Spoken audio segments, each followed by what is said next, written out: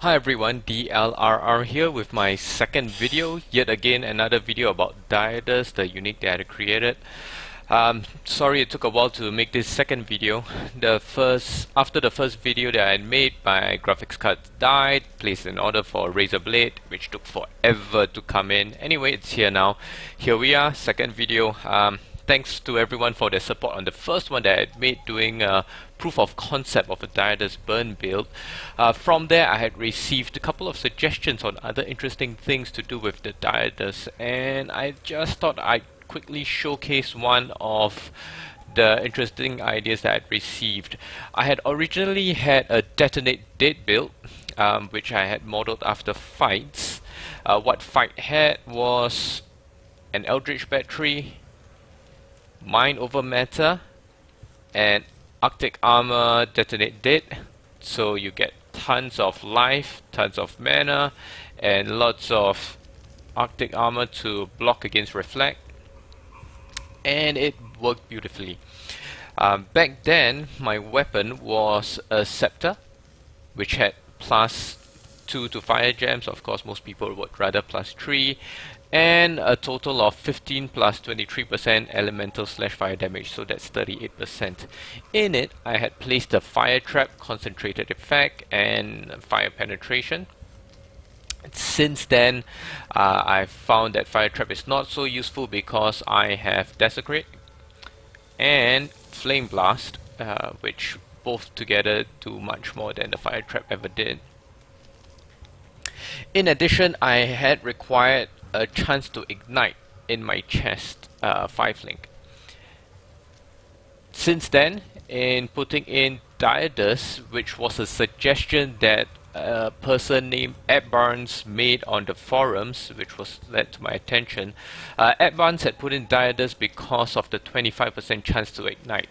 With the chance to ignite, I no longer needed the chance to ignite gem, which I could then replace with an increased burning damage. So I'd given up 38% of LE damage for 57% of burning damage. I could also swap it out for 33% of fire resistance penetration, or in tough maps I could replace it with Life Leech. So I found that the freeing up of the gem slot is very helpful for a Detonate dead build. Even if I were to have a 6-link, I could still put in fire penetration and increase burning damage for lots and lots of burn. In addition to that, what Ed Barnes had was a way to make use of the increased burning damage taken by enemies chilled by you. He suggested Arctic Breath, Spell Totem, and GMP. So you spread tons of chilled ground all over the place. Enemies who have been chilled by you take additional 40% burning damage. Now mind you, when an enemy takes increased damage, it acts as a multiplier, so it's a 40% multiplier. However, I found that I don't really have the links for this, and it's sometimes is a little troublesome to have to plant a totem before I start killing stuff, especially since I need to do Desecrate anyway. So I've got space for my Desecrate, my cast when damage taken combo, my auras, as well as my Flame Blast. Pretty much have no space left for this. I could get rid of my Lightning Warp and make space for my chilled ground, but anyway, I might do that for tougher bosses where I need lots of burn. DPS for this build is already very high, so maybe we don't need this.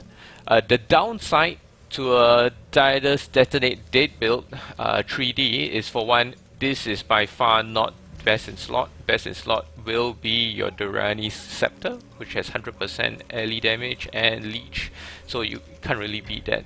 I guess this is a poor man's version. In addition, your chance to ignite is only 25%, which is much lower than your typical chance to ignite gem.